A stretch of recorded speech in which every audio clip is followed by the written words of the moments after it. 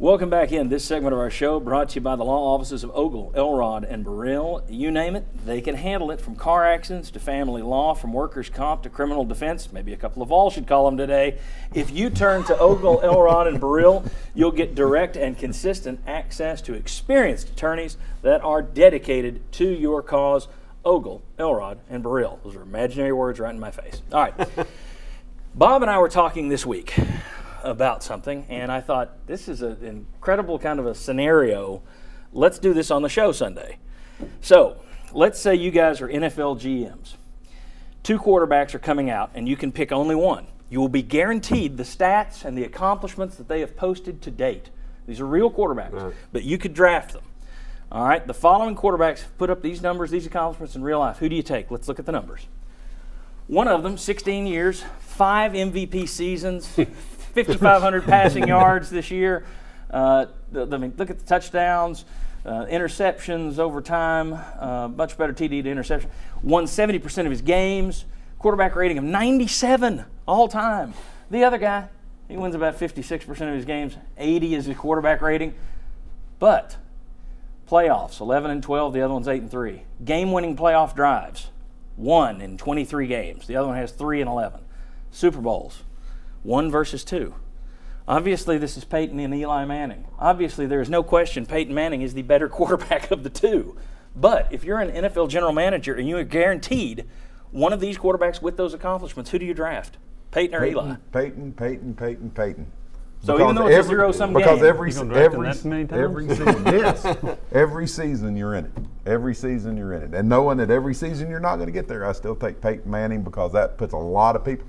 I mean, his jersey's the #1 selling jersey in the country for a reason. Yep, and it also, the other thing to throw in there, both of them have been good representatives for their franchise, right. So you don't have to worry about that side of it either.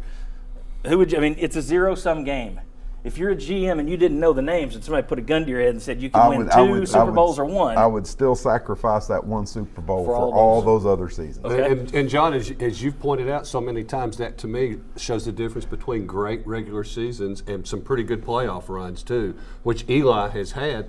But even based on last year, you have to go, Peyton Manning had a terrific year. Eli was down last year. You have to draft Eli. Yeah, the guy threw 27 interceptions last year. Right. How in the world?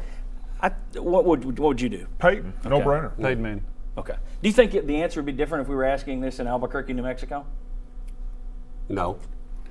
I think there are some people who would rather have the extra Super Bowl, but in the end, for some people would rather have the extra Super Bowl. But for every year you go into the season, and you're going to be really, really good. Yeah. And you just can't say that about Eli and the Giants. You got hope every year. It's been wonderfully fun the last 10 years as a Patriots fan.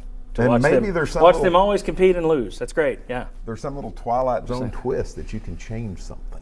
No, it's the rules of the rules. The thing is, you feel sorry for Peyton. He didn't get a lot of help last Sunday, but at some point, you do have to wonder. He's made it to 3 Super Bowls. He hasn't played particularly well in any of them. Now, he didn't get help last week. Everybody's just sitting here staring because you don't want to make any comments like this on TV. But we're waiting for you to finish. Okay.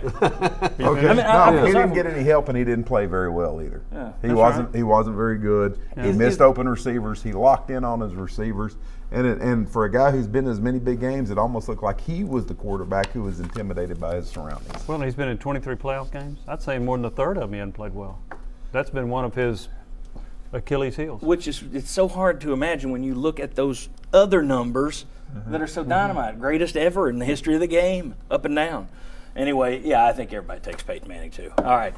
Tough question, though. Well, I thought it would be tough. It wasn't. See you next week on the Enrichment Sports Source. The views expressed in this forum do not necessarily reflect those of WATE 6 or of 6 Sports. This has been a paid program.